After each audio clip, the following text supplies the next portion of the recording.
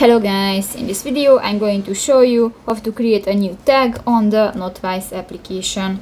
But first of all, I just want to mention, please don't forget to subscribe to our channel, because at 100,000 subscribers we are going to show you our YouTube revenue statistics and growth strategy, how to make money online. So let's jump into it. First of all, open the application on your device.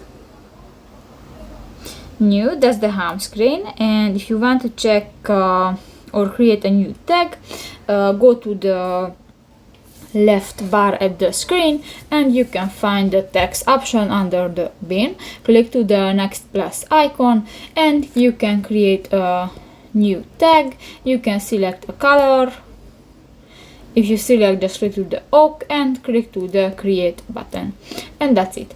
So that's pretty much it for this video, guys. See you in the next one. Bye bye.